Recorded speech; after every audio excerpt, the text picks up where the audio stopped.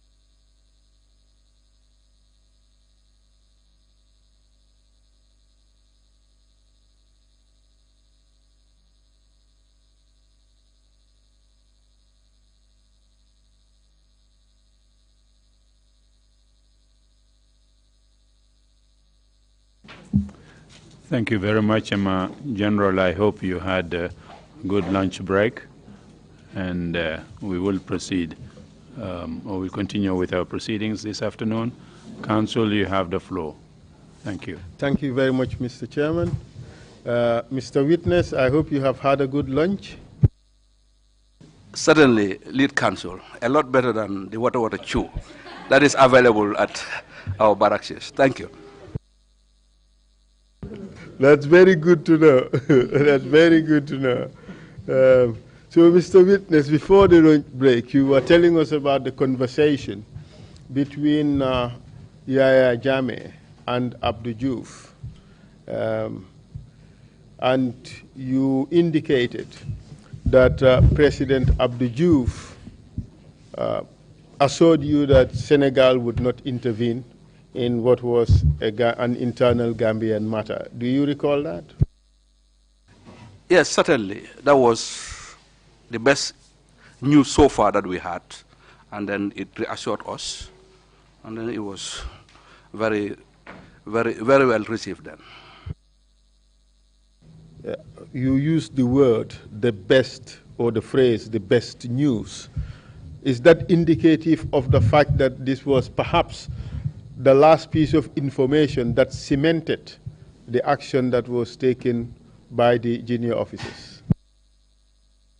No, certainly not. If I can recall, during the night of Friday, heading to Saturday, the commander of the U.S. naval ship was also received at the State House.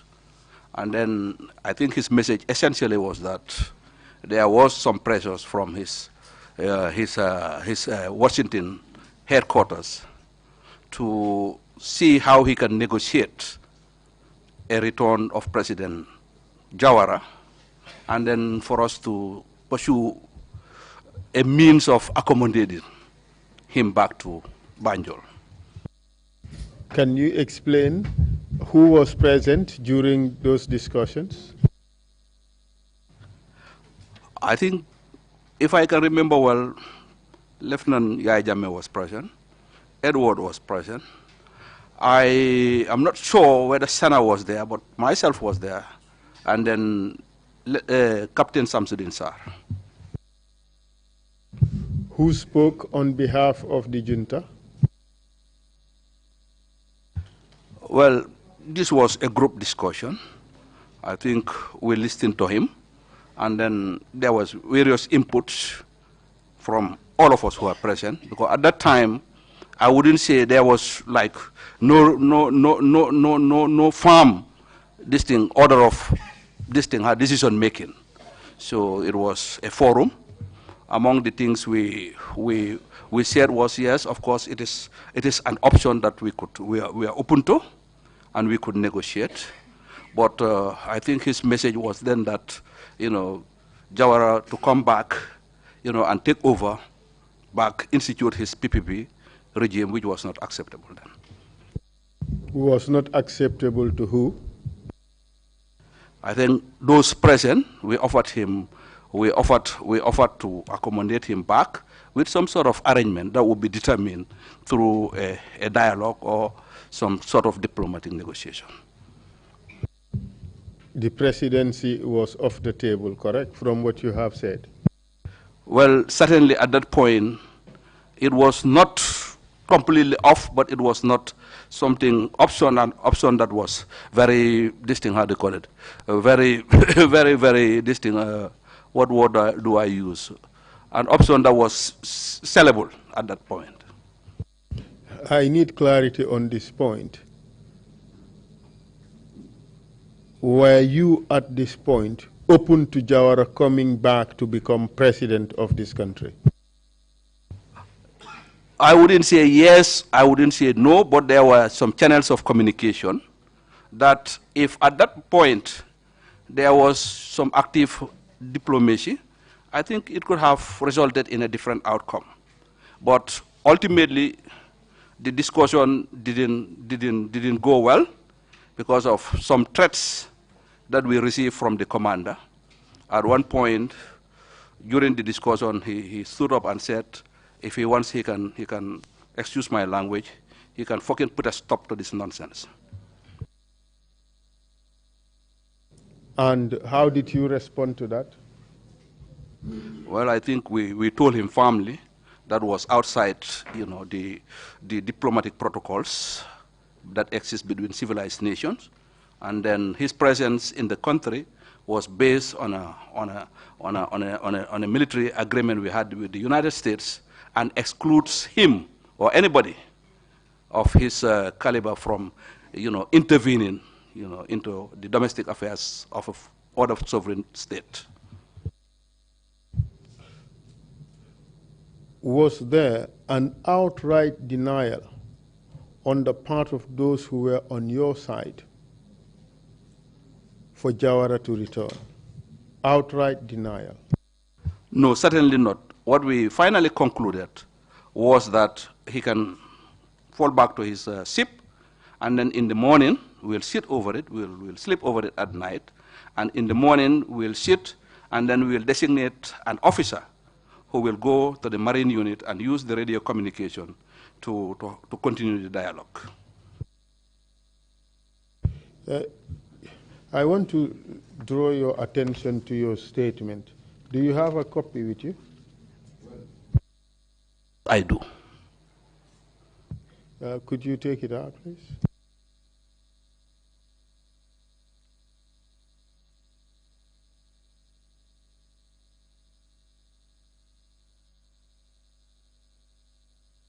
I would let you take a look at my signed copy, the copy that you signed, in particular paragraph 16 of the statement.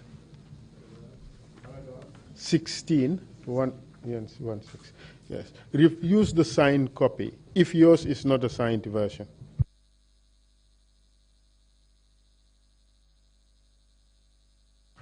Yes, I have the signed version. Can you look at the other copy and see if it is also a copy that you signed? Take a look at the first page. Yes, I did sign it, but I think there are some markings on points of facts that because I read it just this morning and then would have taken my time to correct it to reflect my true view. Indeed, thank you very much for that. We will take a look at paragraph 16 and see where the paragraph 16 accurately reflects the facts as they stood. Could you read it out, please?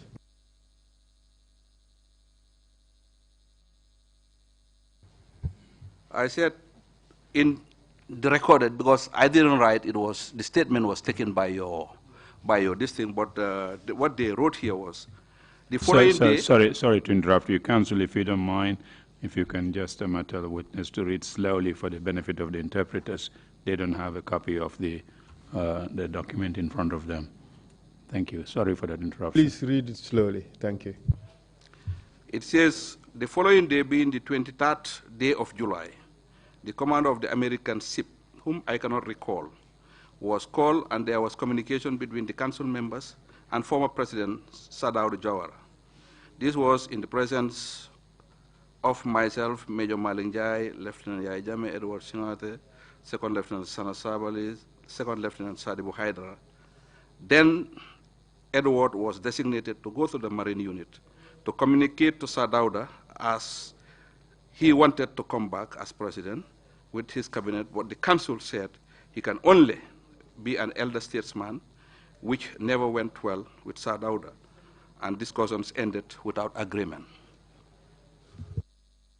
Does that represent the facts? I think what I stated was that the following day, Saturday, we sat in what was described as a set outside the main building of State House. And then these were the people who were present.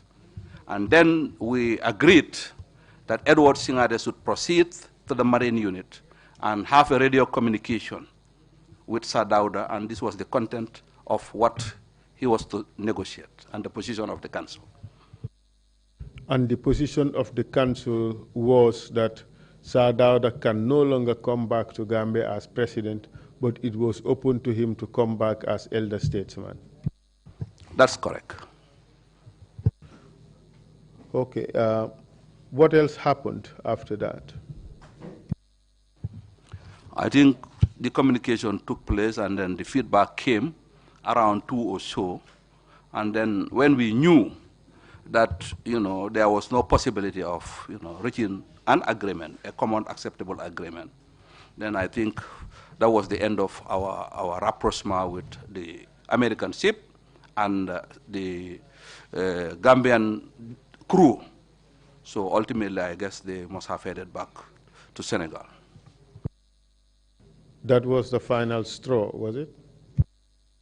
Well, as far as I know, that was the final I had of that bit. So these last two events basically sealed the fate of Jawara as president of the Gambia.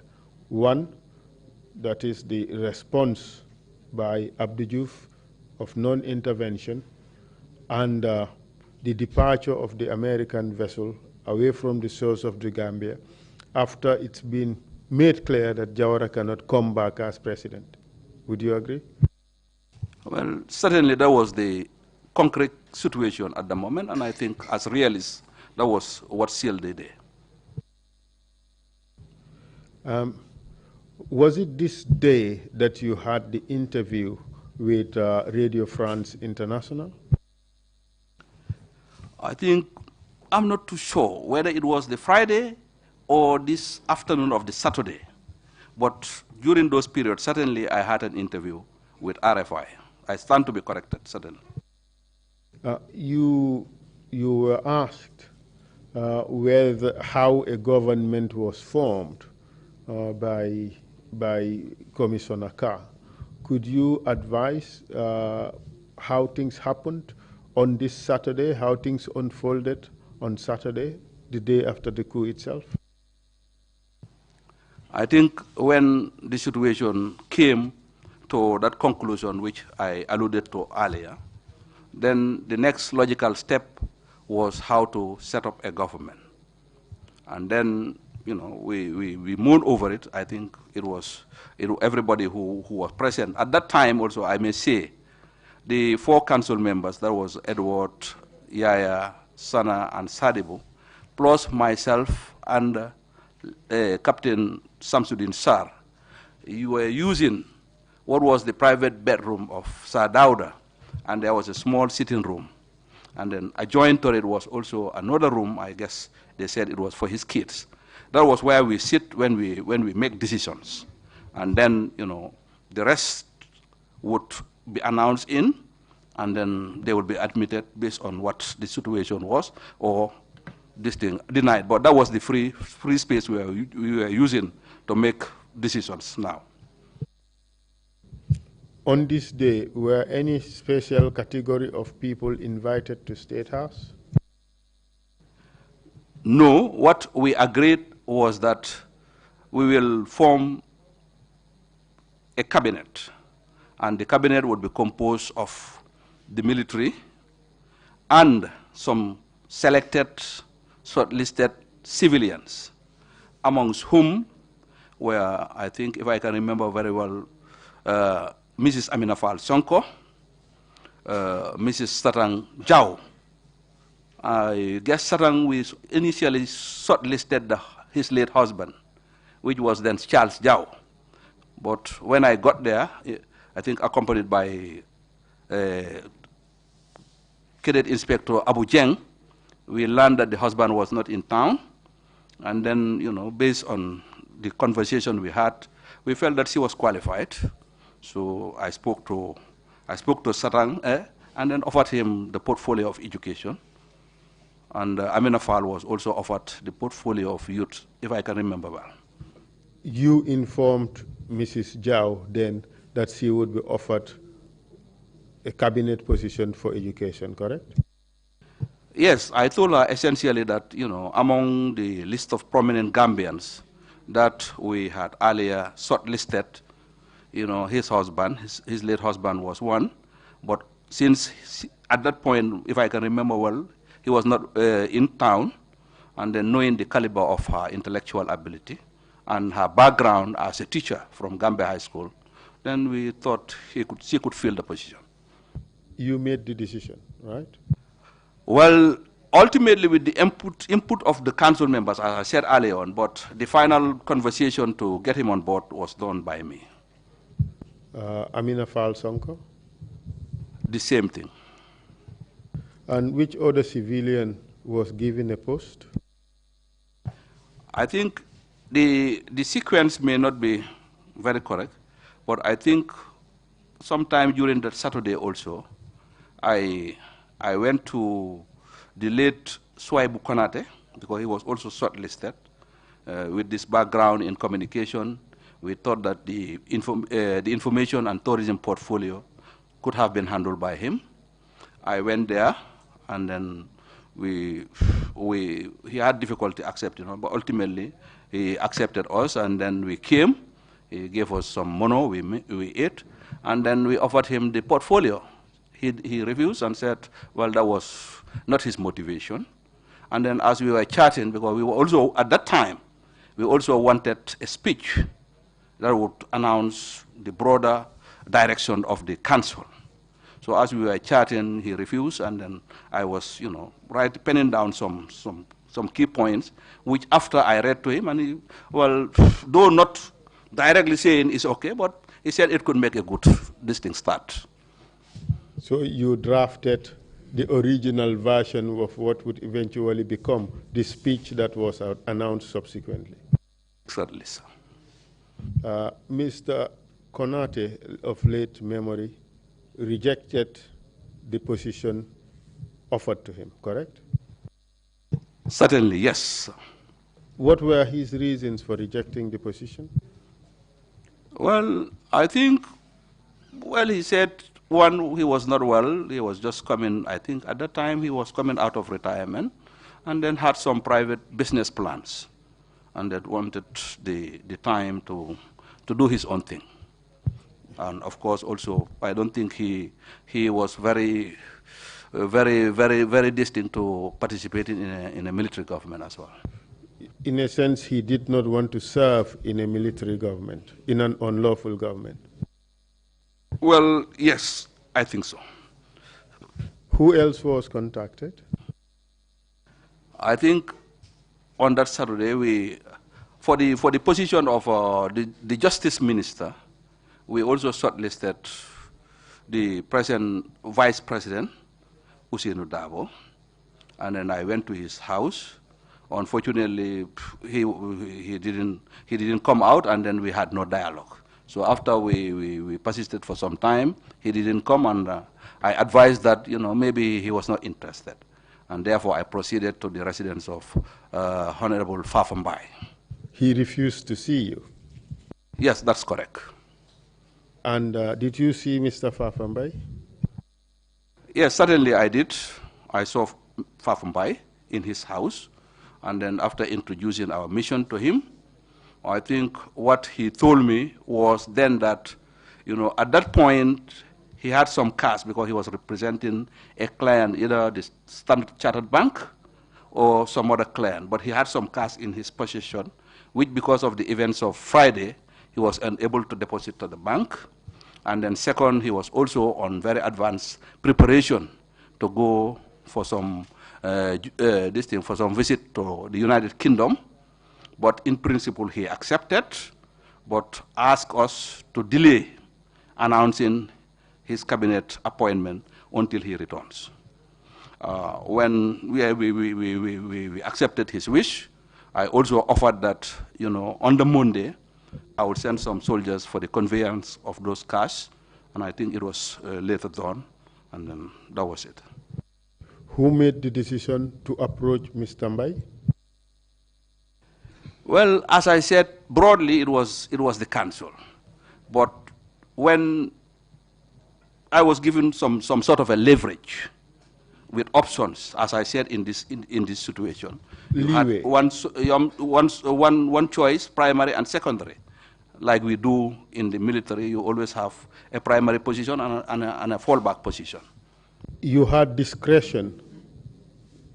Well, at that time, I would say yes, I had some sort of a leverage on the outcome of my contacts with these people. You were given the opportunity to decide ultimately who gets the position? No. I was given the decision to approach people and offer them. Okay, if I get a yes and approval, then I would convey to the council, and then, when we sit, the final decision would have been done then. Was any other civilian offered a position? Yes, certainly. We looked at the political spectrum in the country, and then since we wanted some very broad participation, we also listed 2 members of the then PDOIS, who is Honorable Khalifa Sallah and Sam Sarr. Were they informed of their selection for appointment? Yes, certainly. I went to their residence in Churchestown. This was around midnight, and then I first spoke to Khalifa Sallah. The position I marked was the Minister of Health and Social Welfare. And then, though he didn't definitely say yes, he was coming on board, but then there was like, okay, let me sleep over it and then get back to you tomorrow. So as I went out of his house, I went to Mr. Sam Sarr, whom we have shortlisted for the position of Minister of Agriculture. The same conversation. When I came out of the house of Mr. Sarr, Khalifa was coming out also, and then we met, in the corridors there, and then I left them to talk, and then I went. Did you get a response on that day from Sam Sarr? No, with them, I think they were asking who else was going to be in the cabinet. In principle, to be fair to them, they were not very keen to participate in a military government. But I thought this is my own impression, with our insistence and our conversation, they were not also, they didn't reject it outright. So we gave them the time to think and then report or come to State House the following day, and then tell us their position. Did they eventually tell you their position? Well, if I can remember, by the time they ultimately came to State House, which was Monday, the deadline for them to report was Monday, latest by 12. So by that time, they didn't come until after 2, going to 3. we have already finalized on the decision on who will be in the cabinet. And then I think they were received and then told that, well, the offer was no longer on the table. So it was not some outright rejection of the position by them? This is my own understanding of the then situation, but certainly maybe it was a nice way of saying, well, no. That's the sense you have, that they were going to say no, right? Not really, because when we gave them that period, I was anticipating that they will ultimately come, but when they failed the deadline, which I said was 12 o'clock, then we took it that, well, it was a no. Ultimately, they surfaced, but then, as I said, the offer was no longer on the table. So, apart from assisting in setting up the cabinet, you told us that you made a draft of what ultimately became the speech that was read out. Can you tell us the process of the speech writing? Well, I think the main points were to state that the Gambia under the new regime will respect and honor all our international obligations under the rule-based international system with our bilaterals. We will also, be open to strengthening our bilateral relationship. And then at that time, what we thought was that Africa, West Africa, was going to, our foreign policy was going to be based on the mutual respect between states, and that Africa, the sub-region, and the Islamic Ummah, and the wider civilized world in concentric circles will be our approach. Who else participated in writing the speech? As I said, this was also, we were receiving inputs. I think when we sat and then we were taking jottings on that, Samsar was present, and then knowing his writing powers at that time, he also gave an input. Who else? Well, when we finally drafted the speech, I think it was... Who else? Well, no, I can't recall presently. Oh, astaghfirullah. I think at that point it's also important to mention that there was this police superintendent Abu Jeng, who early on had impressed us with his grammar, and then as he was this thing, he was asked to stay, and then eventually he gravitated towards me, and then was with me when I made those conversations with most of the people I mentioned earlier. Did he contribute in writing the speech? Well, certainly, ideas may come here and there from him, but it was not very significant, if I may recall. Ultimately, a speech was written. Who read out the speech? I think I drove with Lieutenant Yai Jammeh, who was then de facto leader of the junta, and then we went to Radio Gambia, Mile 7. I think one of the news anchors we met then was Jaina Banyang, and then Yai Jammeh was asked to read the speech. He was asked to read the speech, or he offered to read the speech? I think along the way, he at one point asked me to read the speech, which I said no, was not proper. Hence, since he was the leader, then it was his voice that should be on the radio, not mine. He duly complied. He did read the speech, and then to a large extent followed the text, but certainly there was some, impromptu inputs from him towards the tail end of the speech, which was not on the script. Do you remember what he said? Well, there was some personalization that I Jammeh, etc., which was not in in the original text. So those I can remember very well. But maybe the version, if I see it today, I will be able to, and then listening to the audio, we'll be able to see where the deviation from the original text and then the final read out speech was. In view of your description of him, rash, exaggerated notion of his abilities and things like that, quote unquote, were you surprised?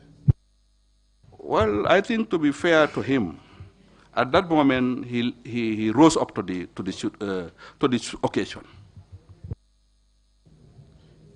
Thank you very much. After all this happened, you went to State House.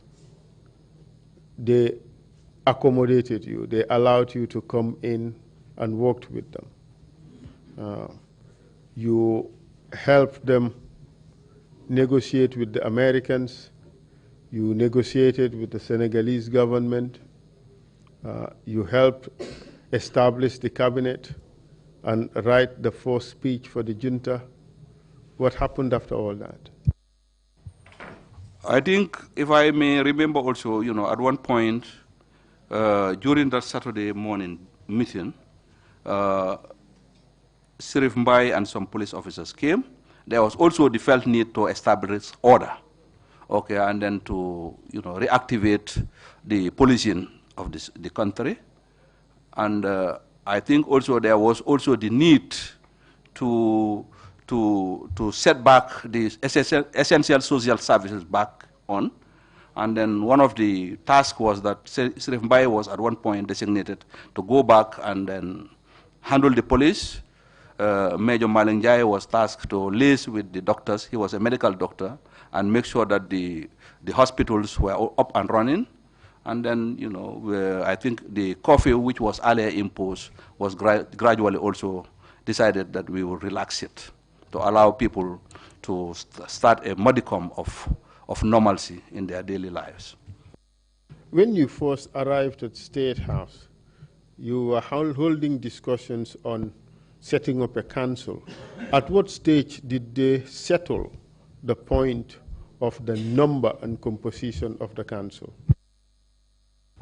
I think after that break, the idea of getting back to that 11-man council was discarded, with the belief and the agreement that, you know, the cabinet would now be the central organ of decision making, and it was going to be composed as has been explained.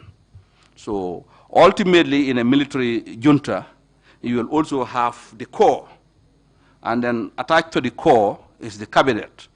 So, but by and large, the understanding was that anybody who was in that cabinet would have a fair chance to make an input in the running of the affairs of the country. Council, just a quick interruption, my apologies. Before we leave that point behind, which of the Samsars contributed to the speech writing? I think I'm referring to Captain Samsudin Sar. Thank you for that clarification. Thank you. You said earlier that you proposed the nomenclature, quote unquote, Armed Forces Provisional Ruling Council, which presupposes that there existed a council. How was the membership of this council settled?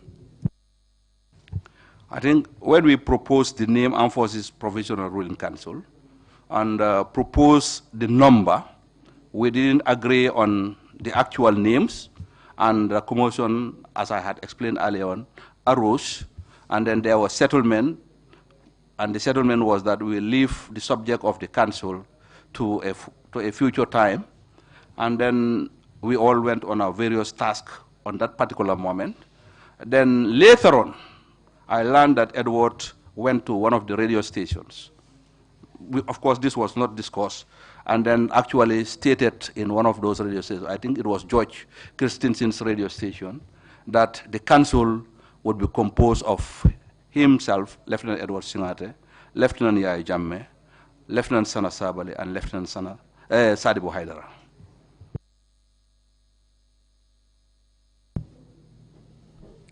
And at what stage did you all agree on who would be offered a cabinet position? I think we had the final version. I must also state here that, we, on Sunday night, and then in our drive to have broad participation, when we sat to finally agree on the names that were announced, then Edward wanted the finance or the foreign affairs portfolio, which we said he was not suited for. And then we said, since the country was relatively doing good at that moment financially, we should also cop in the former holder of the portfolio, which was Honorable, Bakari Bunjar Dabo, and then communicate the same to him to come and join and resume his duties. I also, sometimes, whilst we were getting people on, walked to the Ministry of Foreign Affairs, where I met the then two permanent secretaries, Bolong Sonko and then Jogu Serba.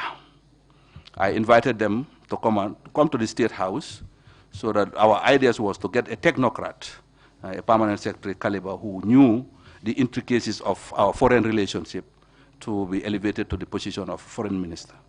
They ultimately came, and then we settled in for Bolong Sonko. Whose idea was it to bring Bakari Dabo on board? I think, well, I said, based on the narrative I gave, that, the business of finance is critical to the smooth running of any government. And since we are departing from the civilian order of government, I think we should have been very careful at that time to make sure that we do not hurt our international financial partners, key among which was the IMF and the World Bank. So continuity in the person of Bakari Dabo was the most rational thing that we argued would do. That is on condition that he accepted to come. Did you also propose to get somebody, a technocrat from Foreign Affairs, to become Foreign Minister?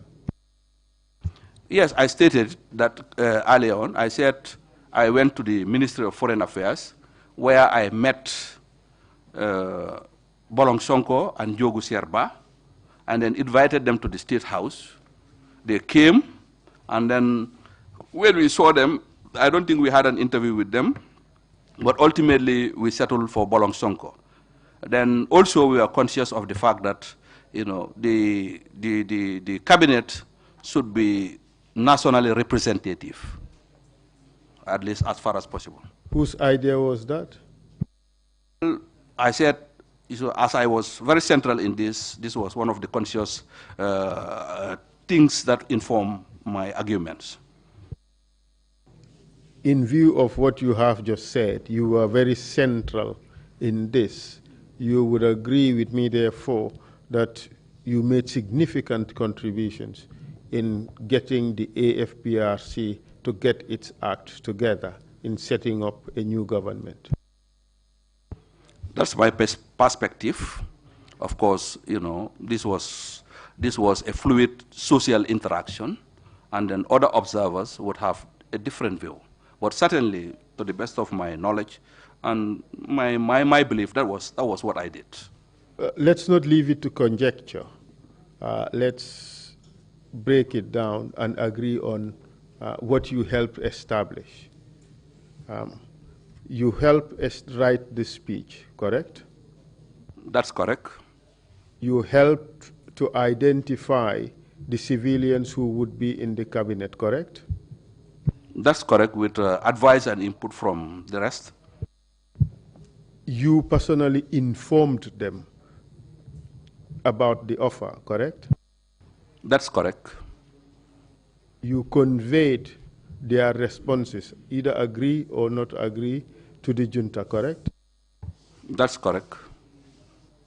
Not only did you participate in writing the speech, but you drove together with Yaya Jammeh to Radio Gambia for him to read the speech, correct? That's correct.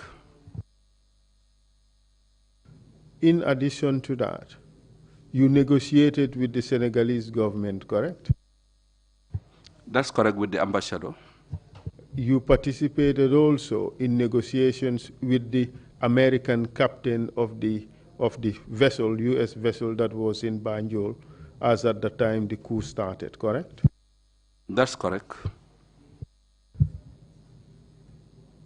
And all these were necessary steps to get the AFPRC to establish its position at that point, correct? Yeah, I think it was necessary because, as I stated earlier on, there was a vacuum, and then objective reality dictates that there should be some order instituted. That answers my question. So, what happened to you afterwards? I think, well, ultimately the cabinet was announced on Monday, I think in the evening or so, and then on Tuesday we all went to visit our respective ministries. I can also remember that either on that Monday evening or Sunday, we invited the religious leaders under the leadership of the then Imam Ratib of Banjul, Abdullah Job, and some other prominent imams within the Banjul and Serekunda area, interacted with them. We also had a sort of a small reception with the then accredited ambassadors at State House, in an open interaction. And then basically, that was also another milestone in making sure that, at least some sort of assurance was given to our partners that this was going to be, by all intent and purpose, a responsible military government. And then I think one of the catchwords that was also, that came about then was soldiers with a difference, transparency, accountability, etc. All those things were the catchwords that we used to sell the position then. You gained recognition. Well, when you say recognition, it is like by state base. But I think our partners recognize that the essential relationship between states is based on de facto control. And then you may either agree or disagree with a government, but when a government has de facto control over a state, then ultimately diplomacy dictates that you can do business with him. I think the only problem which was communicated then was that the American government told us then and then that there was a budgetary support of about, if I can remember, $10 million, which was being given to the previous government, and that based on principles of the United States diplomatic engagement with other countries, that would be stopped. You earlier on talked about de facto control and the interaction by states with governments that have de facto control. And would you agree that that in fact amounts to recognition that I talked about? Well, yes, that amounts to recognition, though some will qualify the degree of recognition with the de jure, that is the legality of the regime. I would not argue or quarrel with you on that point. Were you offered a ministerial position or a position at all? Yes, based on the narrative I gave, it naturally occurred to everyone that I could contribute more in the portfolio of Minister of Information and Tourism, and that was the portfolio I was given. And how about Mr. Samsudeen Sarr? Samsudeen was appointed to the portfolio of Minister of Trade and Industry, if I can remember. And then, as I stated earlier, when the response was not coming from the PDOIS, we offered Major Malingjai the portfolio for health. And then, again, this one was based on the advice of Major Malingjai. Then we were looking at the technocrats at the Ministry of Agriculture. And then the name Musa Mbenga came up. And then the recommendation we had then was that he was a well-educated agriculturist. And then among the directors, then he was posted at, I think, SAPO or so. So which showed that he was a hands-on person, and then that actually convinced us to give him the portfolio for the Ministry of Agriculture. Throughout this segment of your testimony, you are saying we, us. You played a central role. I just wanted to hammer this point home. I think, naturally, this was a group decision. Some individuals may contribute more than others, but basically the ownership is not individual. That's not what I believe. I believe a group endeavor, the credit or the blame should go to all those who were there. Now we have gone up to the afternoon of Monday when the two DOI members failed to show up at the appointed time. The cabinet has now been set. Tell us what happened after that. As I stated, the new government was announced over Radio Gambia at the 6 o'clock news of Radio Gambia then. And then Tuesday, I stated when we met, we were all asked to go and visit our respective ministries and then familiarize ourselves with the principal staffs, the permanent secretaries and others. And then probably from then on, the expectation was that from then on, your primary duty position would be the ministry that you were assigned to. What happened after that? Well, I went to my own assigned ministry. The permanent secretary was one Mr. Mane, and then we had a short briefing with the principal staffs, and then I later left, went back to the State House, and that is where we used to sit, as I said, in that upper chambers. And then when we had nothing serious to worry about, well, we'll engage in chit-chat or sleep or rest, because at that time, from Friday to that point, it was very intense. The things were happening. The situation was fluid. You had no fixed time of rest or whatever. And on that Tuesday,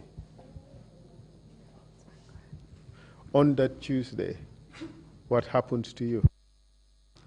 Well, we slept overnight, and then unbeknown to us, I think during the course of the night, Lieutenant Yai Jamme, Lieutenant Edward Singate, Lieutenant Sadibu Haidara, and Sabali, they met and then decided that, the following morning, they will, because based on the subsequent action, they will arrest myself, Major Njai, and then Samsudin Sar.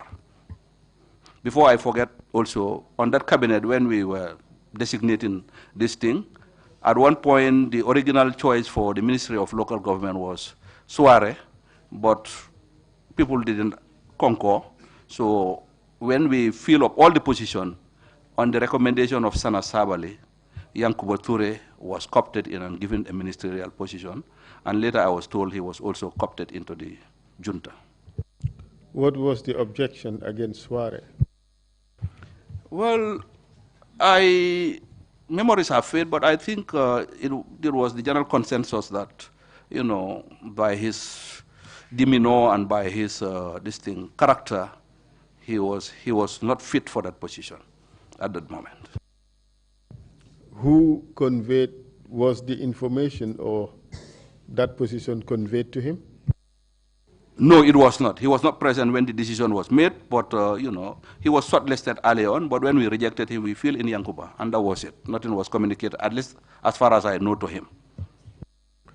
So the next day, there was a plan to have you arrested. Tell us how things unfolded. In the morning when we woke up at around 9 or so, then early on in the night, there was this concern that some officers at Yundum Barracks were being held in the cells, and then some of them who were reporting there then were in the dark and were not happy. So we agreed that the following morning we will go there and then try to ensure them that, ultimately when everything settles down, everybody will be given a responsibility. So that was what we slept with. So, how about their release? well, at that point, the idea was to go there and engage them. And then the reassurance would have, I think, naturally involve releasing them. That was my own take. And what happened? Well, when we finally started the convoy, we said, let's economize on the vehicles. And then I was advised, we agreed that I will join Sana Sabali in his vehicle, together with Major Njai. Then Sam Sar will join Sadibu, Edward Singate in his vehicle, and then we drove in a sort of convoy. As we reached mile 2, then they wheeled to the left to enter the mile 2 prisons. And what happened after you arrived there? Unbeknown to us, when we reached, there was already a group of soldiers that were positioned in mile 2, heavily armed. And as the vehicle stopped, they opened the doors and gun pointed at us. And then Lieutenant Sana Sabali turned around and said, "Sir, you are under arrest." How did you react to that? Well, I felt it was a betrayal. It was unofficer-like. And then I think I protested. I said that was the worst that could happen, because this was a betrayal of trust.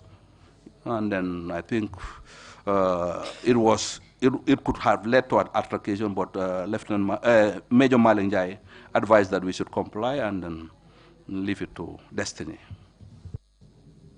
What happened after that? Well, we were taken inside the mile 2 at security wing number 4, and then locked up in the various cells. My own cell was cell number 11. How about your belongings? What happened to them? Later we were decrypted. My boots were taken, and the folder I was holding containing some of my personal things and 1 or 2 books I was reading was also removed, and then it was kept at the main office of mile 2. Were you processed before being taken to security wing number 4? I think exactly I am not, but ultimately along the line, I cannot remember clearly whether the processing happened before we were taken or later when we were taken, they came to process us. But it was a mixture of the two, I think.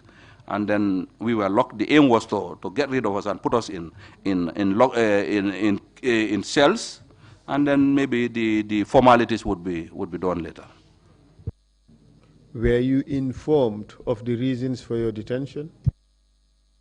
No, I was not. Were you allowed to consult a lawyer? No, not certainly. Were you allowed to speak to your family and inform them that you were detained? No, not particularly. Were you allowed to receive information from your family? We were locked and sealed. That means there was no communication in or out of that prison. Can you describe the conditions of detention for the first week? I think the condition of detention was crude, because the cells, then this was the maximum security wing. And then the cells were made up of, I think if I can remember, 1.5 meters by 2 meters. And then as you enter the door, there was a knee-level brick that was built on either ends of the wall, and 2 planks of wood were joined together, probably the size of this table, and then that served as a bed. Then each of the cells also had a small pot, which we later knew as the chamber pot. And each inmate was also, ultimately after some days, we were given a blanket. What was the ventilation in that cell like? The doors were chest level, iron plated, but beyond the chest going to the end, it was buckler proofing. So at the back of the cell, there was a small window, probably, I would say, how many? About that size, and that size, maybe one sixth of a quarter of a meter, and then it was also buckler proof, which was built in the wall. What inconveniences did you have to contend with, if any? Well, that was not the best about to be. You know, you had no freedom. Everything you do was done inside the cells. At night, you sleep on the planks of wood. There was no bed sheet. There was no pillow, and then that's it. Mosquitoes? Yes, there were a lot of mosquitoes, because if you look at Mile 2, I think it's next to the mangrove swamps, which is a wetland. And then those are ideal breeding places for mosquitoes. So in the absence of any this thing, how do you call it, any bed, mosquito net and other mosquitoes were rampant. You can hardly sleep at night. Did you have mosquito nets? There was no mosquito net. How about rodents? Yes, there were rats, because, you know, the food, once you eat in the morning when they open you throw the mess tin or the basin where the food was on the corridors to be picked later by a detail of the prison wardens. So the leftovers, etc., at night when we eat and leave them around, rats will come in and then would feast on the remnants. Would they enter your cells? Yes, as I said, the doors had some space between them and the floor concrete, so which a rat can enter. They used to. How did it feel being in that environment for the time period you were in there? I think it was demeaning, degrading, cruel, to say the least, and it was dehumanizing. And, well, I felt very bad, to say the least. How about the food? The food was a lot better than the water chew at the military barracks, because a lot better, you said. Certainly, that was my take for it. You mean that the food at Mile 2 was a lot better than the one at the military barracks? No, correction. Clarify that. No, correction. My mistake. The food was worse than the food at the barracks. There was no basis of comparison, certainly. It was worse than water chew? Certainly. Can you tell us what you would eat in the morning, what you would eat in the afternoon for lunch, and what you would eat in the evening for supper?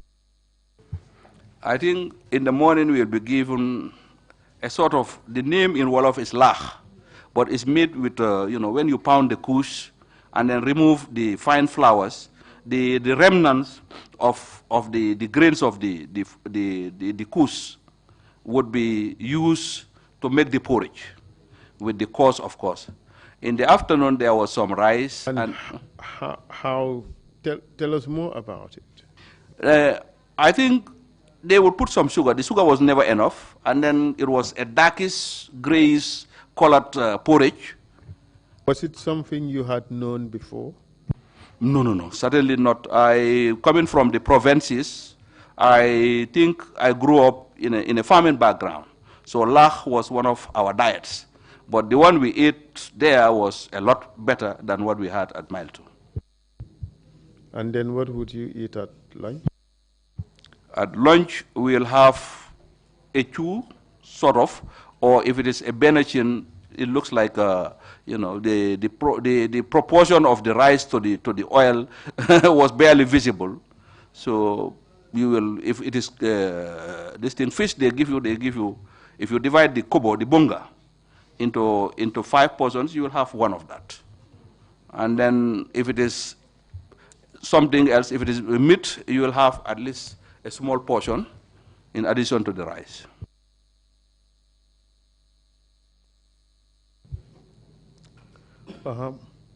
And for supper? For the night, we have what is called chere.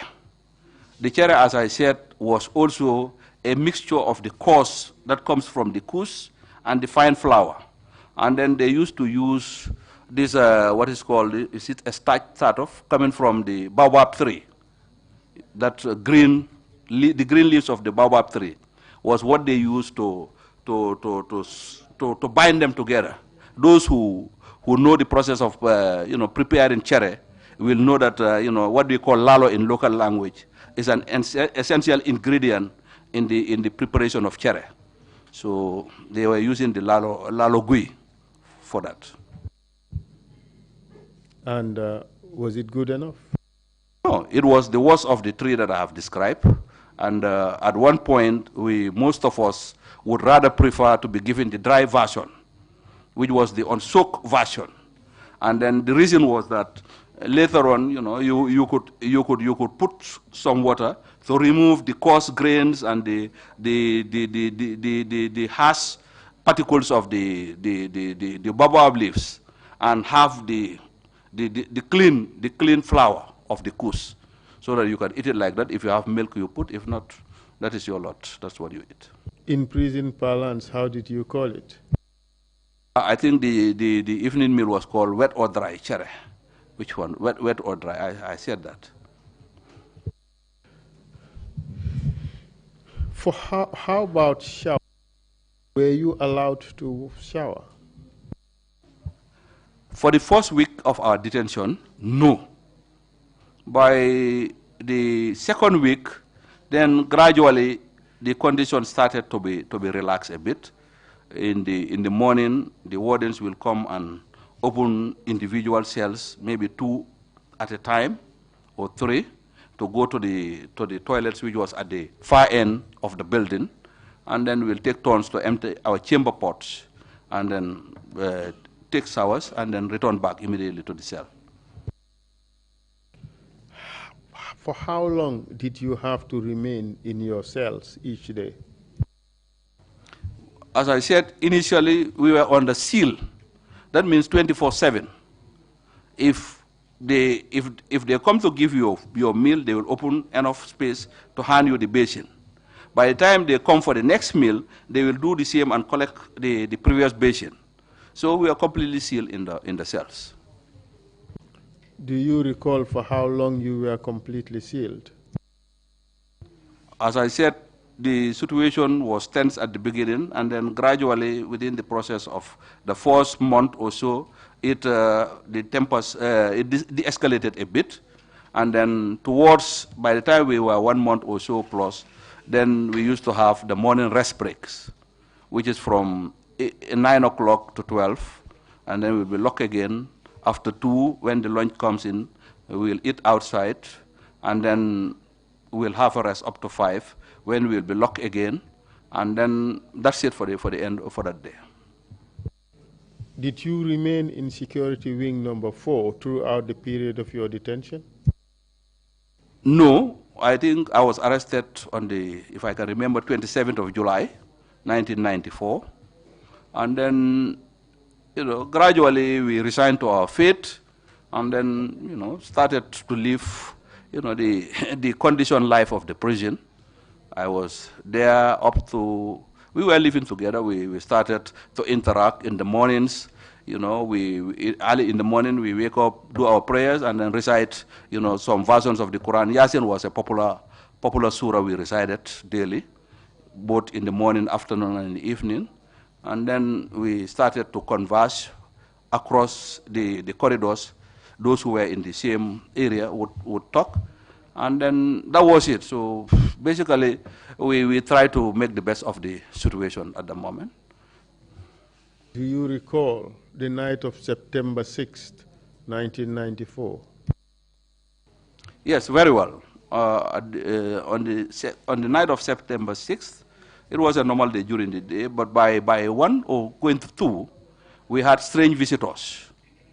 And then I was already asleep, but we had commotion, the doors clank, You know, one distinct phenomenon of the prison is that, you know, when it is locked, there is complete silence if there is no internal conversation. And by the time we had the final visit, the wardens were also doing an 8-hour shift. So in the morning they will change, by 2, 3 they will change, and then by 12 they will change for the night shift. So on that particular day, after everything was done, around 1 o'clock, we had visitors led by Lieutenant Edward Singate, Lieutenant Sana Sabali. I think at that time they promoted themselves to captains, and then Yankuba Toure, Peter Singate, and some other escorts of the other soldiers. Was it 1 in the afternoon or 1 in the early morning, a.m.? This was 1 a.m. Can you tell us what happened when they arrived there? I think as they were entering the prison corridor from the gate, the noise was overwhelming. I heard Edward Singate shouting, "Where is Captain Mamad Cham? Where is Captain Mamad Cham?" And then they came to my cell door. And Tusaidi, who was one of the senior officers, was having the keys. He was ordered to open my cells. That was done, and then as soon as the door opened, they bounced on me and then got hold of my hands and then handcuffed me to the back. What else did they do? As soon as they disabled me, Edward started, hitting me with the butt of his AK-47, and then he was assisted also by some other soldiers, kicking and dragging me from where my cell was towards the main entrance. Do you recall which soldiers participated in hitting you and dragging you? I think prominent among them, memories are fading now, but there was this Bach Jallo, a private soldier whom I had known earlier. He was a driver. But apart from Yaya Jammeh, I forgot Sadibu Haidara was also. The entire membership of the junta was also there, with their drivers, their securities, etc. And they hit you with a rifle butt, AK-47. Did they kicked you? Did they do anything else to you? They kicked me, dragged me. I was already handcuffed from the back.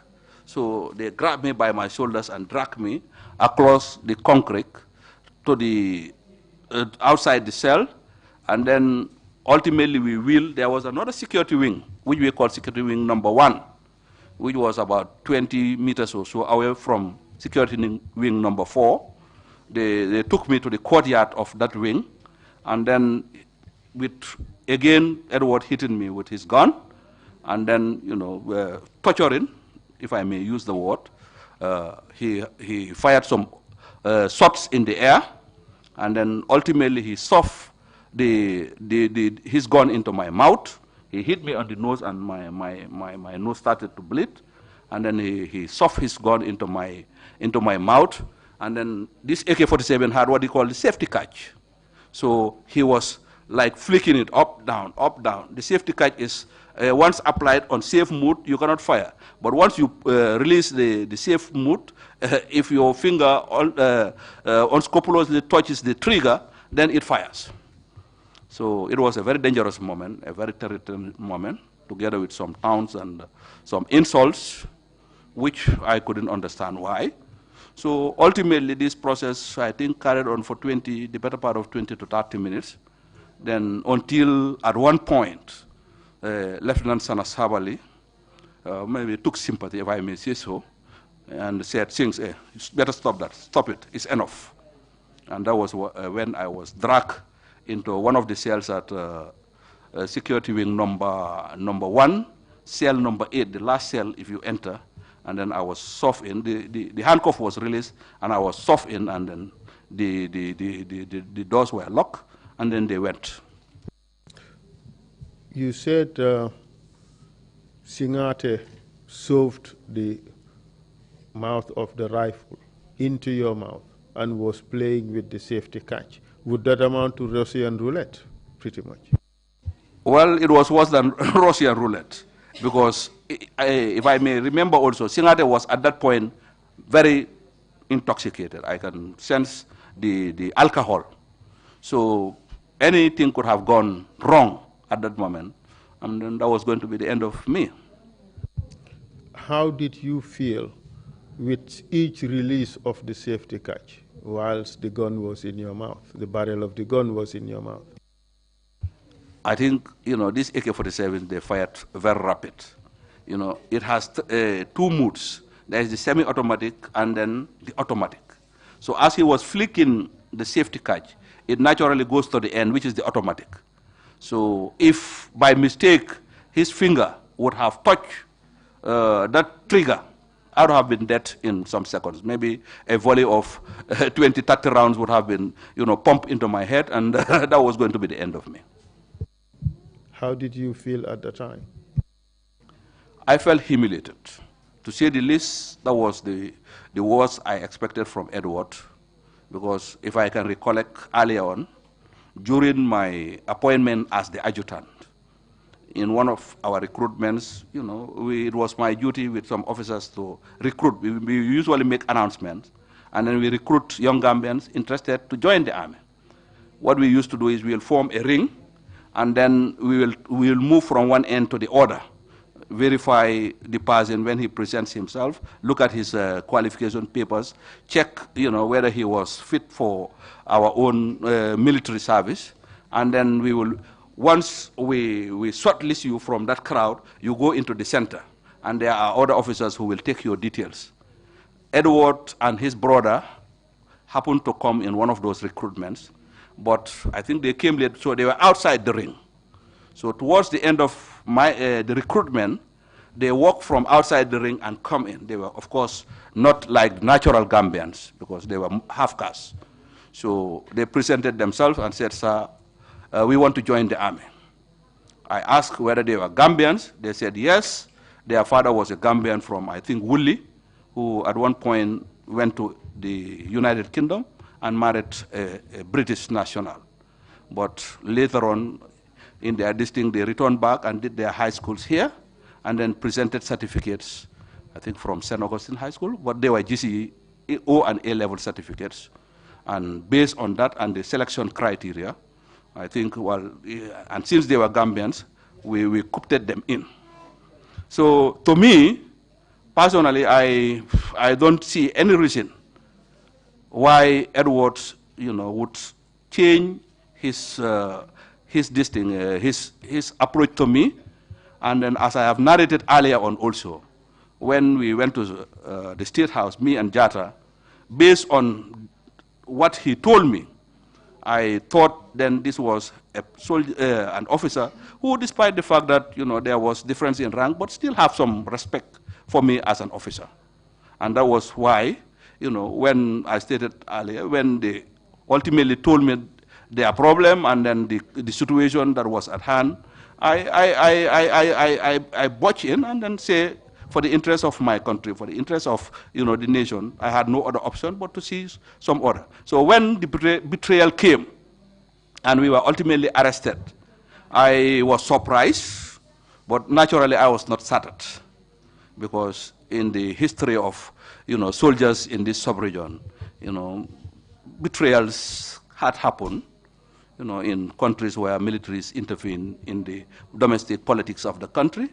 And then naturally, depending on where they situate you in the officer corps, you can either be, brought in or ultimately discarded with. Either they will retire you, they will kill you, or whatever.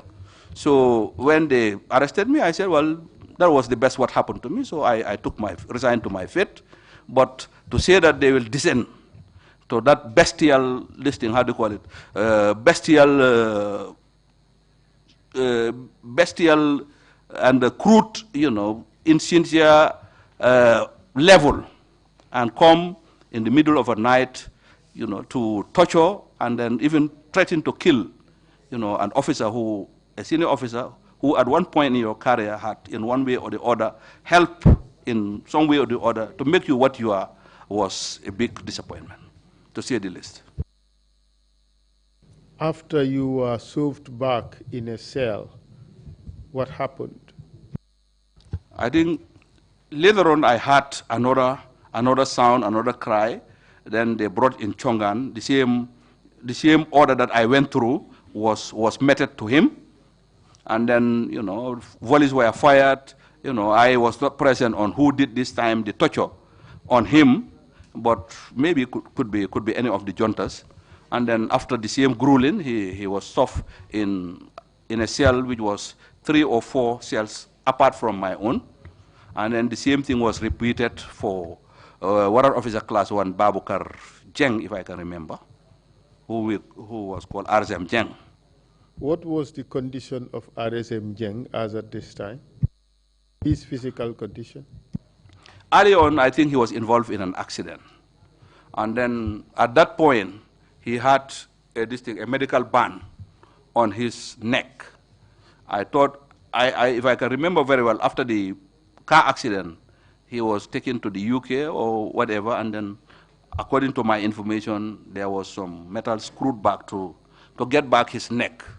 So he was in hospital. Him, and then I think Captain Johnson, Kendeka Gay, then the 4th officer, the 3rd officer rather was some Lieutenant Jaju from Katong who died on that particular accident. So as at this time, he was not in the best physical condition, you would agree? That's correct, sir. What did they do to him?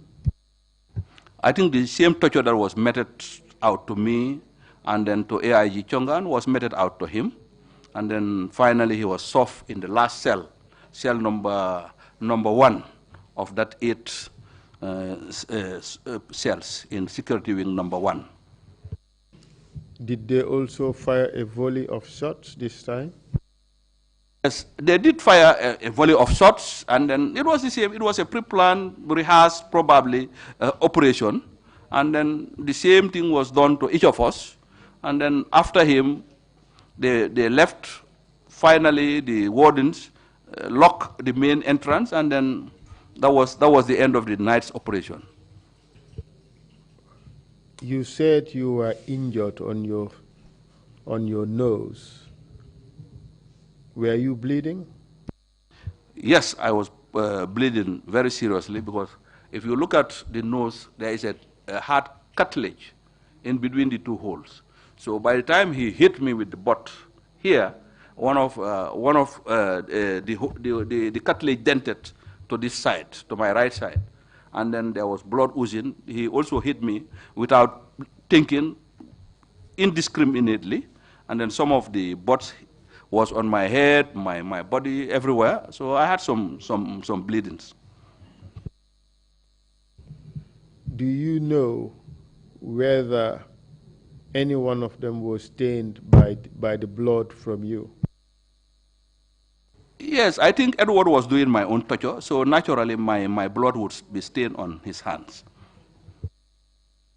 Did you by any chance hear what he did with that? No, certainly not at that moment, because we were isolated and locked. Do you know what was the purpose of the gunshots? Well, we were extracted from the wider group, which was the officers and senior officers who were detained in security wing number 4 rather. So I think the purpose of the gunshots was to send a psychological message of intimidation, to tell them that yes, this was a mock execution exercise. So if you are not privy to what was happening, your own thinking would have been that they have already killed these officers, and then without information flowing back, because the place was sealed, I think it would have been a very terrible, psychological situation or impression that the other group had. Did you later find out whether that was in fact the case? Yes, I think after September 6th, later on by November 11, another group of some NCOs and private soldiers were brought in following the abortive November 11 coup. And then we were all still on the seal, because that was the most serious part of the prisons. And then later on, when Sana Sabale was ultimately arrested, I forgot the date. So he was brought to security wing number 1. And then that was the time we were released, those of us who were still there, and taken back to security wing number 4. Then we naturally debrief one another, and that was when ultimately, you know, we had chance to discuss with some of them and what they've gone through after the September 6th events. Did they tell you what they went through? Well, I think some of them took it very badly, to the extent that, you know, some had lost their balance. And what do you mean by that, lost their balance? Well, you know, when an individual is subjected to some psychological torture or physical torture, depending on your resistance capacity, you could lose your psychological and mental sanity. Did anyone lost his sanity? Did anyone lose his sanity, excuse me? Yeah, I think later on we are told that following our torture, Captain Sam Sudin Sar, you know, was behaving in a very strange manner. I think it was the impression of the people around that, you know, he had some sort of been mentally drilled by the event. Do you know whether, as a matter of fact, those who remained at security wing number 4 were made to believe that you had been executed? Yes, I think that was the impression. You know, I think in police or military work, you know, there is what is called this psychology of dividing prisoners and putting them away from others, so that, you know, if we are together, you remove one from the group and isolate him, and then question him. Then you can always use that trick to come back to the other and say, you know, this guy has said this, you better own up or say something. So that was maybe why they've done what they have done to us. The testimony we have received here is that they did that to make the other group believe that your set, the 3 of you, were executed and that they were coming back for them. What do you say to that? I think yes, that was the purpose of doing the torture, and not returning us back to where we were, but isolating us. That should have been the psychological purpose of it. You said Sana Sabali was ultimately arrested. Could you tell us what happened to him while he was in the prison? Well, I forgot the date and the day. So, but, you know, this was a fateful, I think Thursday, if I can remember, fateful Thursday morning. You know, then when Sana was going to work, he had this siren. So in our cells, whenever he closes in the evening to go home, you know, we knew that peculiar siren. When he was coming in the morning also, we knew that it was Sana who was going, based on the noise. So maybe one hour or 2 after he passed in the morning, then we had the Ross, and then he was being escorted by Edward Singate and some group of soldiers in handcuffs with Sadibo Haidara. And then the warden hurriedly asked us to pack our things, the little we have, and then we were transferred to security wing number 4. And then I think him and Sadibo took our positions at security wing number 1. You said Edward Singate came in with some soldiers escorting the 2. Do you recall any one of them? Well, no, certainly no. I knew that he was the officer, and then there was a detail of NCOs that were with him, but certainly I cannot recall any of them. Did anything happen to them while they were in security wing number 1? Not necessarily that day, but subsequently. I think subsequently they were detained, and from where they were, whenever they wanted to extract information from them, they will isolate. They will bring them one at a time to another security wing number 5, which was behind where we were living. And then sometimes from the noise of what you hear, it seems they were being subjected to some degree of cohesion and beating. You could loudly hear their screams, etc. So I assume that was what was being done to them. You mean they were being tortured? Yes, certainly. Do you know what implements or equipment was used in that torture? No, in all honesty, because my own cell in security wing number 4 was towards what we will call the northeast. It is an L-shaped cell, and I was on the length, the longer part of the L. So the road was on the shorter distance of the L. So those whose cells were there could stand on their beds and see what was happening. But from where I was inside the cell, I couldn't tell what instruments were used. Did you hear what happened to them, or what instruments were used to torture them? Well, later on, I think some of those who saw were saying that the people who were met in torture were using some electrical equipments and something like hammer, but certainly I didn't see it personally. Did you see any members of the group that took them from their cells to the place where they were tortured? No, in all honesty, no. Because whenever such operations were done, if it is during the day, they will lock us back into our cells.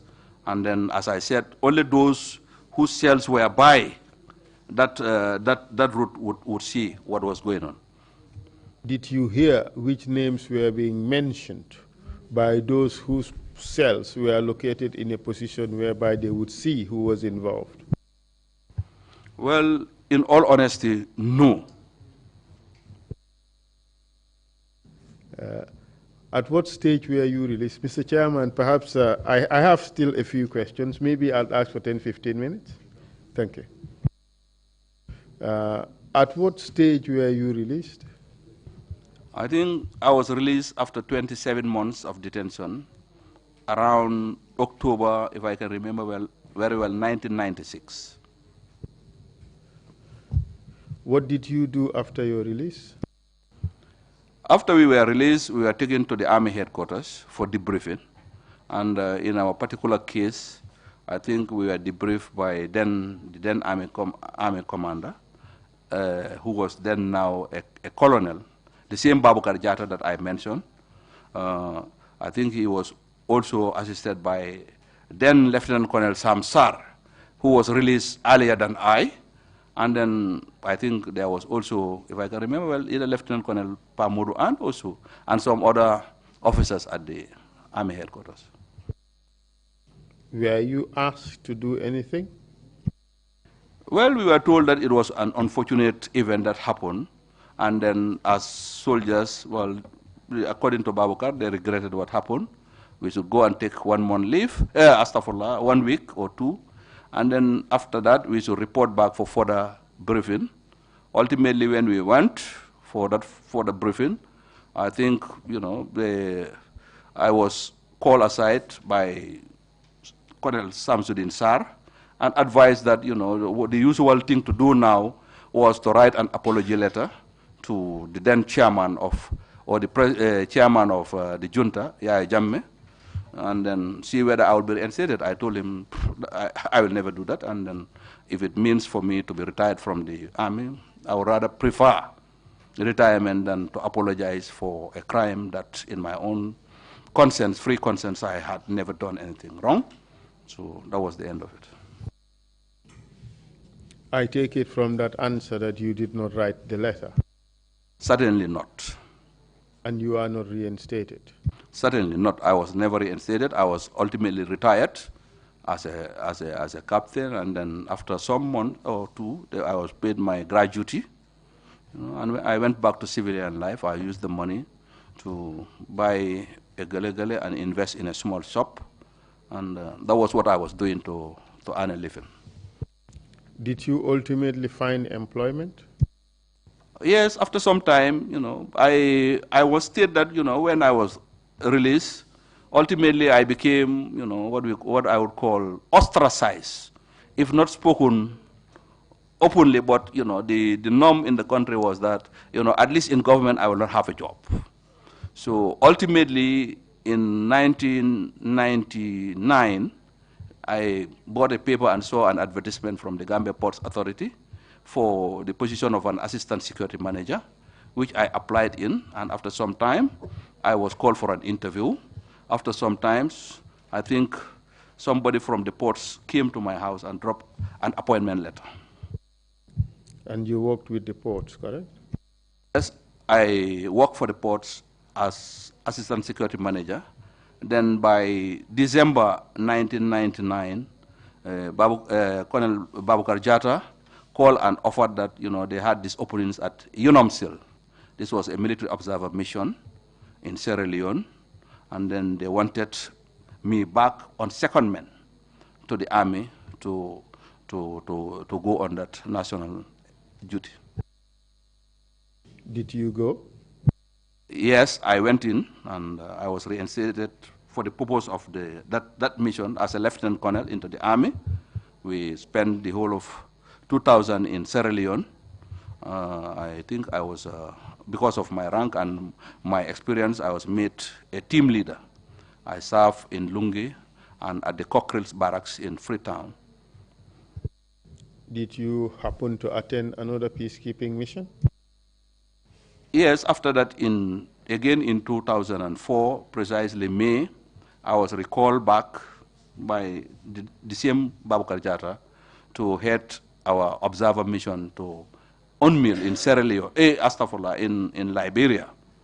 And then I went there for the best part of 2004 and 2005, returned back by May 2005. Did you return to your job at the ports? Yes, I returned to my job at the ports, but then after that, I think 6 months into that, I was given a termination letter. And when I asked the then manager, who is, I think, Mr. Modlamin Jiba, or the senior team, I was told that the directives were coming from State House. Did you find any more employment in Gambia? No.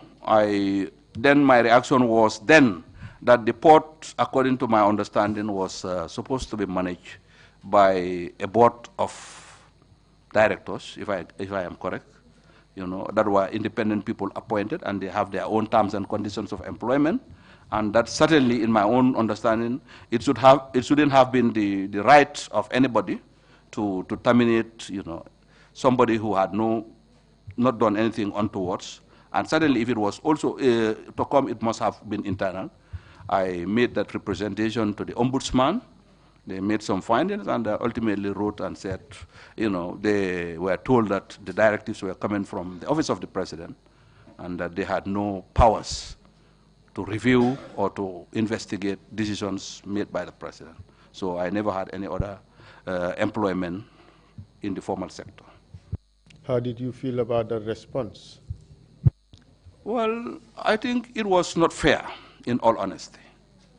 And but the realities on the ground were such that it was happening. The Jammeh regime was a very hesitant, or what I would use regime, and most of the time the tool that they used was to sack and hire people at will to cause them to support or to refrain from any action that they perceive to be threatening to their government. In hindsight, did you regret the actions you took in putting together or strengthening or establishing that regime? Well, I would say, based on what I have explained here, at the material time, my conscience was that it was better to institute order, as I have said, for continuity and peace, and then not to allow the situation to descend into chaos and probably foreign intervention. So most of what I have done was done to make sure that peace and then continuity happen. And remember, if you look at the phrase we coined for this provisional ruling council, the idea ultimately was that after some time, if the constitution was found wanting, it would have been reviewed, and then normalcy would have been restored through a free and fair democratic election. So as far as I am concerned, based on what I have done within that few periods, I think was motivated by what, in my own understanding, was the national interest. And I don't think during that time there was anything that I have done or had occasion to be done that had hurt, apart from maybe helping to institute an illegal government. Yes, that is precisely the point, that in hindsight, seeing what this regime or Yahya Jammeh turned out to be, do you regret contributing to establishing his position? Certainly, if you weigh the outcome of the regime and the excesses that were committed towards the Gambian people, if I had any way of knowing the future consequences of that regime, I would not have helped to institute the regime in the country. Is that your way of saying that you regret having contributed to establishing Yahya Jammeh as leader in Gambia? Yes, certainly, if you would call it that, that was something I regretted very well. Can you tell us how you came back to being general now in the army? Well, following the December 16 election, and then the outcome when a coalition government was elected, I think initially Yahya Jammeh accepted, and then later on he reneged on his pronouncement. And then I think the new government or the elected president was left in the limbo, with no protection. So those of us who had some military background and police training felt the need that, yes, this was a time to come back, and if there was any wrong, to atone for what we have done and help to reinstitute constitutional order.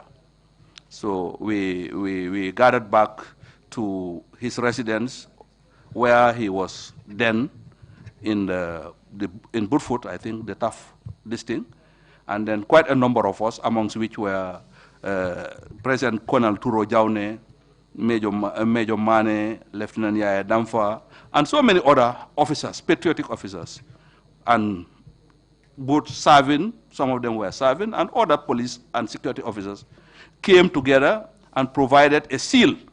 We had no arms, but we were there to make sure that we complement a detail of some Senegalese private security guards who had only pistols, to make sure that we provide an outer cordon and also screen people as they come in, gather some intelligence, and probably help secure the elected president.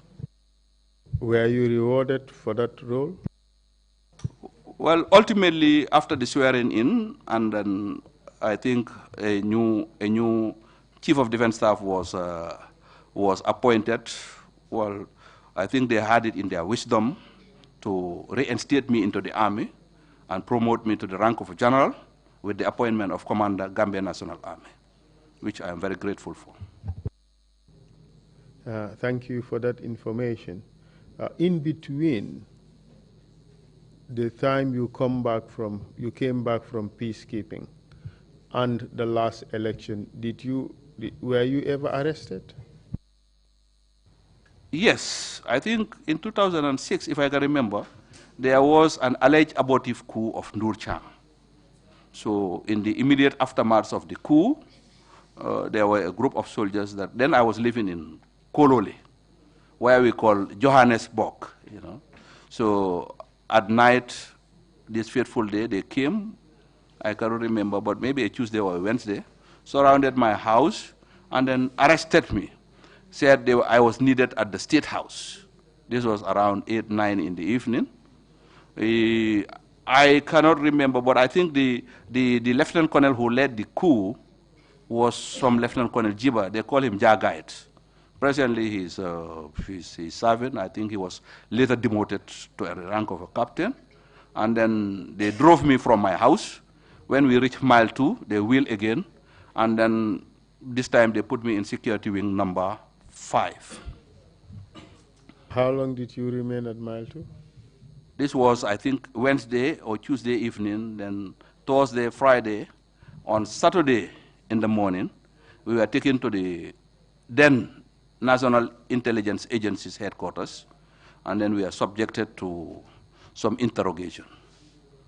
I think if I can remember then, the group I went with was composed of the late Daba Mareno, and then I think if I can remember, lawyer Antuman Gay, and some others that I cannot remember. And what happened to you ultimately? Well, I was grilled seriously to see whether I had any knowledge of the conspiracy. I think they thought that Colonel Ndur Cham, who by coincidence is a distant relative, would have, consulted me and probably enrolled me into the alleged coup.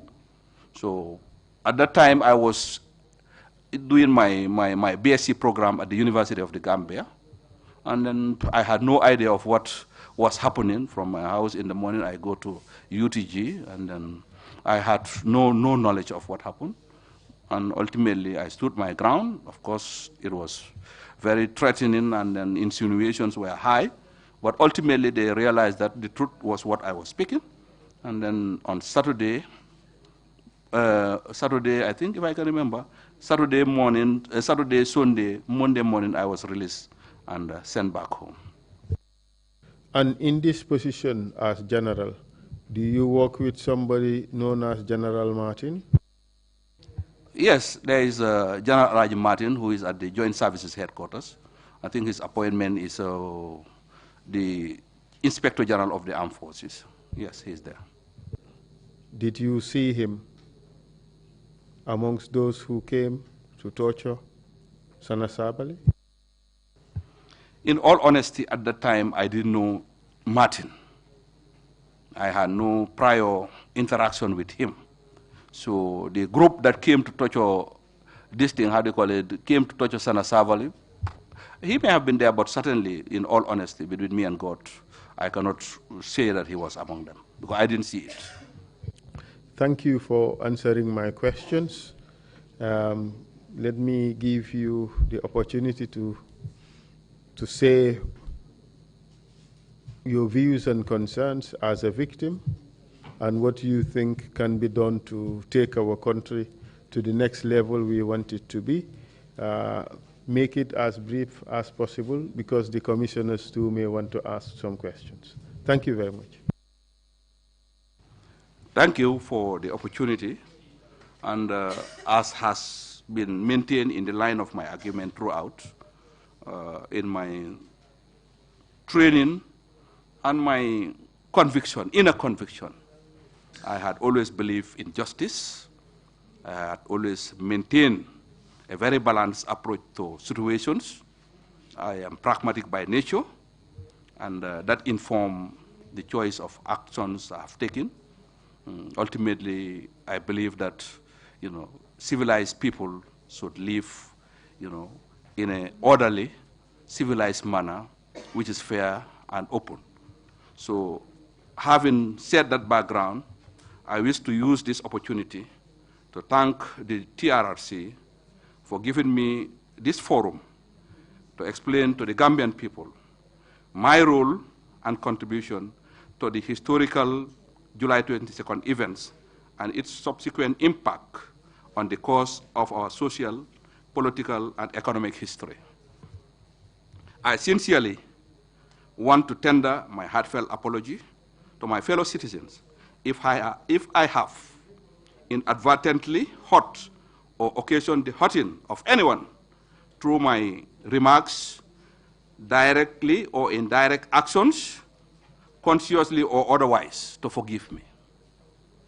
I have likewise forgiven all those who have deliberately hurt me, harm, caused suffering to me and my family, physically, psychologically, economically, and otherwise, either deliberately or under duress or compulsion.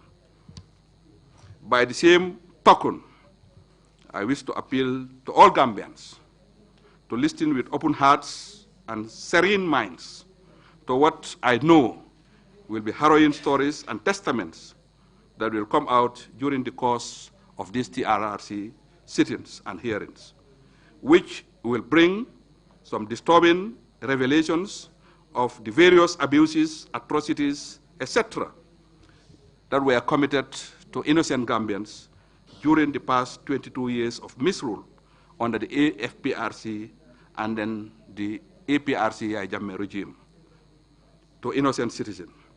That, no doubt, I believe, was against our cherished moral ideals and known national character as a kind-hearted and God-fearing people and nation. I urge that we exercise civilized restraint and forgiveness and never allow shallow emotions and sentiments to override our good conscience and civilized reasoning as we chart a new history and beginning for our dear motherland, which will be based on justice, democracy, and fair play. Thank you.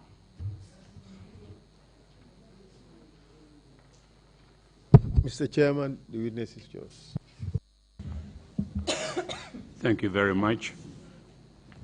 One of the primary objectives of the TRRC under the Act that established the Commission is to create an impartial record of violations and abuses of human rights from July 1994 to January 2017.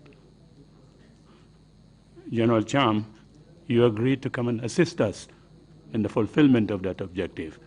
Just want to thank you very much indeed for coming to assist us in that endeavor, and we are most grateful to you.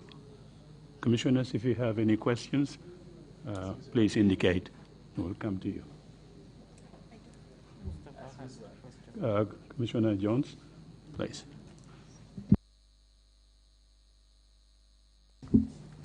Commissioner Jones. General Cham. I wanted to ask a question regarding Lieutenant Yankubu Toure, because at the time of the coup, you did mention in your testimony that he was in Farafenni under the command of Salik. At what point did he become involved in the affairs of the council? Thank you. I think that was an oversight. I did mention in my testimony that we moved a group of officers and soldiers to come from Farafenni via Bara so that they would help to reinforce the then security in Banjul. Because of logistic constraints, they were unable to make the journey within the reasonable time.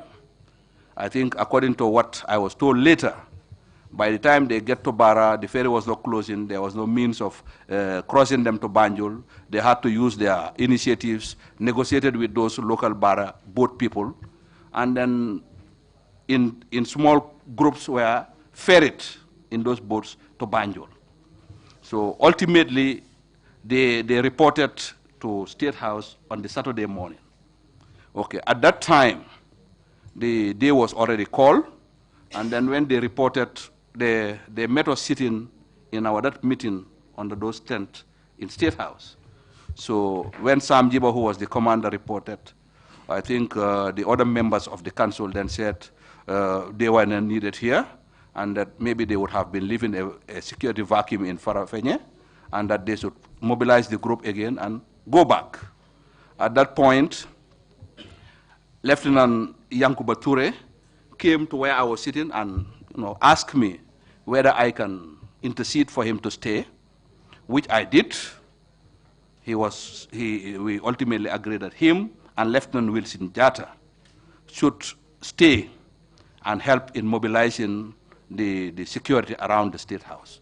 So it was in those assignments that ultimately when we sat up, he will come to relay messages, convey gas, and then it was then through those ones that ultimately I didn't know his personal relationship with Yankubu Toure, but he finally got his appointment as a cabinet member and co-opted into the council. Thank you very much, Commissioner Carr. Commissioner Carr, General, you apologize for your role in the, you played it to institute the military to go. I just want to know if you have any suggestions in order to reform the army so that they will not hijack the will of the people ever again. I think now what we as the commanders of the Gambia Armed Forces are relaying and are helping to inculcate into the other commands is that, you know, the soldiers have no business in governance, and then we should be we agree that we are subordinate and then subjected to democratic civilian rule control, and that I would urge this commission and ultimately the outcome of these reforms to institute strong institutions, because countries, states are, you know, ruled by institutions, independent institutions. So in our little part in the Gambia Armed Forces, this is the message, this is the doctrine, this is the training we are impacting, and then by God's will, I think by all intent and purpose, it will be achieved. Thank you very much, Commissioner Kinte. Commissioner Kinte, General Cham, the role of the Nigerians during the coup d'etat, don't you think they have betrayed the trust of the former regime? Because, like, one, if they were trainers and advisors, it wasn't their business to command and control. But if all of them were lump sum given to them to handle, their inactiveness, which has been indicated, or their indifference of the situation to an extent that they thought it was a Gambian issue, had nullified the justification for them to represent Gambia in the command also. So that, to me, that was a betrayal of the trust on them. I'm not sure whether I would characterize their actions or inactions as a betrayal. As I said earlier on, I was not a privy to the memorandum or the note verbal or the agreement, the bilateral agreement that they signed with the then Jawara regime, and what was their mandate, what was their role, and in case of this situation that eventually developed, whether being foreigners, they had the right to intervene in what was essentially an internal affairs, Gambian affairs, albeit illegal. So I will not be able to categorically state that they've betrayed a mandate unless otherwise I have seen what was agreed upon and what their duties in that agreement was about.